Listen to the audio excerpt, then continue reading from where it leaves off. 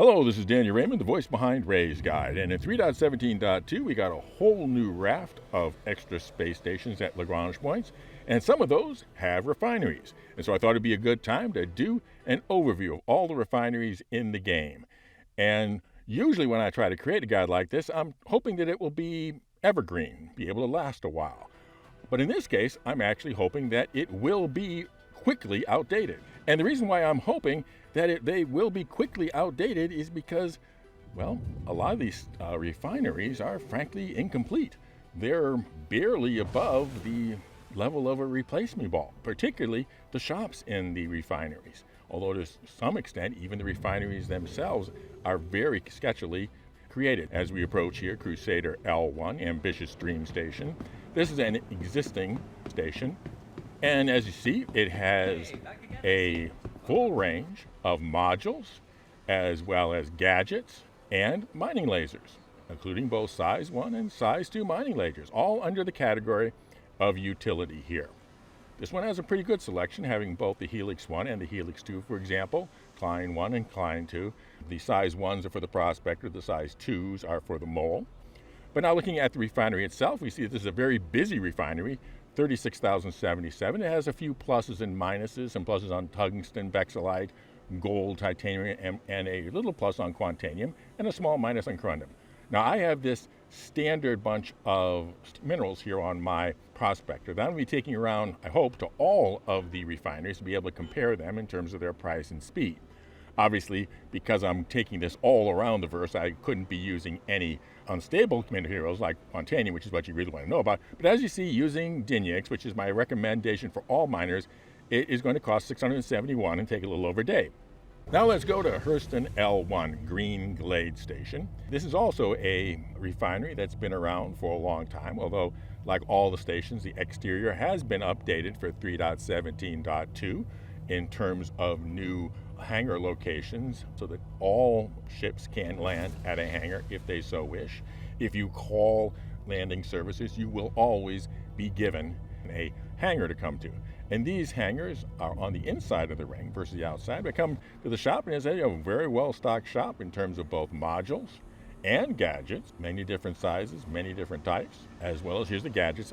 Every place has all four of the standard gadgets, and here is the mining heads. Again, a good selection of both size 1 and size 2 mining heads. And here at the refinery, again, a few pluses and minuses, a very good plus on copper there. And in 7,400% of capacity, so it says it has an extreme workload, a large surcharge will be added. But when I look at all three and set it to Dinyex, I will see that the actual price is still $671 and the actual time is still 1 day. So now we're going on to Hurston L2, Faithful Dream Station. This is also a station that has been in prior releases, although again it's been redesigned. Here we are again coming into the inside of the ring, which is where most of the small landing pads are on some of these stations that have the big rings and all. Others have the small landing pads out on extended arms out to the side. And here we are looking at the refinery station. And we get the full range, again, of mining modules, sizes 1, 2, and 3 of all of the active modules. Again, the 4 gadgets that are the standard in the universe. Now let's look at the refinery. This has a few small minuses, a few small pluses. It's at 8,000% capacity. And again, the price and time is the same. Now look at Arc L4, Faint Glen. I believe this is one of the new stations that we're coming in. Now this is an example where there are no large rings. So we're coming into a landing pad that is on a regular arm. And in this case, it is a roof mounted hangar and a refinery store. And something is clearly amiss. There are empty shelves and empty racks. And I look at the refinery shop and the entire category of utility is missing. Literally everything about mining is not available for sale here. When I get to the refinery, I see only an adjustment for quantanium, and that adjustment is minus 20%, which is a barely substantial. I notice it says the current capacity is 213%.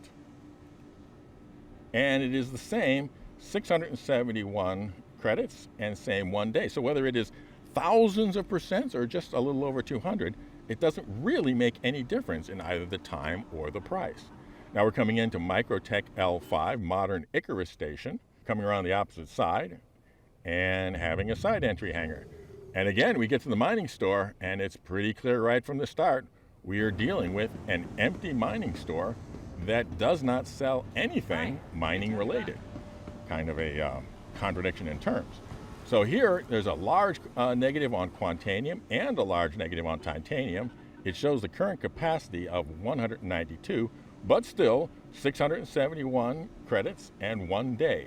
No difference in terms of the time or the speed, no matter how busy, at least up to this point. Now we come into ARC L2, Lively Pathway Station. Now, I don't really know what CIG's game is with these stations with a huge negative on Quantanium. Maybe they're trying to make a competitive space so that players that have ships like the Starfarer and later the Odyssey will have a market niche for coming to these places and using them for the Quantanium fueling.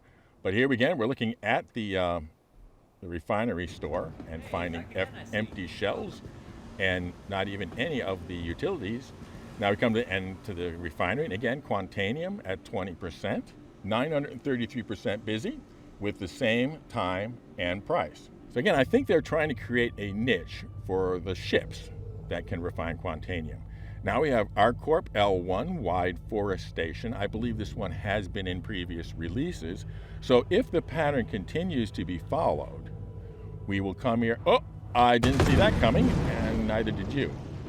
I bet. Well, that's a problem.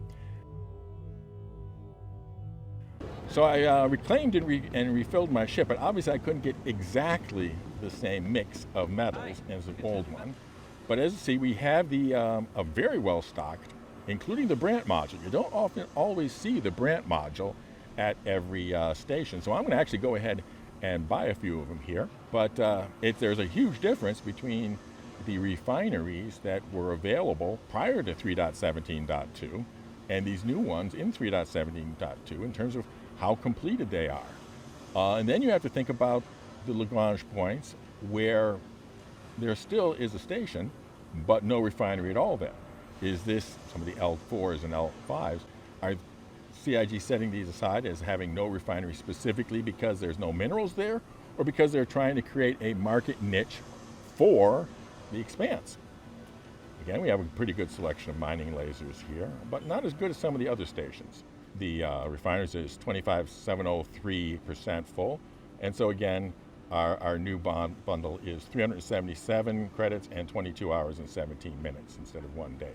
So again, that's because I've got a slightly different mix of minerals in my hold now. Next up, we're going to Microtech L2 Long Forest Station. This is a brand new station, and so I think we can almost predict at this point what the results are going to be when we get to the refinery, if it continues to hold true. And once again, a completely empty refinery store, a minus 20% on Quantanium. But when we look at the Dinex, now this says its current capacity is only 17%. And so, when we look at how long it's going to actually take to do things, at 17%, we see half of the price, but the same speed, which is peculiar. It would seem to me, this is just my logic here, that being backed up would cause things to take more time, more so that it would affect the price. But the price seems to have only two steps, more expensive and less expensive, and the time is not affected at all. Whereas it seems to me the price would tend to stay mostly the same, but if the refinery has a huge backlog, that would affect the time to refine. But we'll continue here from Microtech L2 Long Forest to the last refinery on our list, Microsoft L1 Shallow Frontier. This is probably a familiar station to many of you because it was the closest station to INS Jericho and all of the events of Xenothreat. So this is a long-standing refinery station, and it is well stocked of a whole range of things, gadgets and modules, and here we see the 4 standard mining gadgets.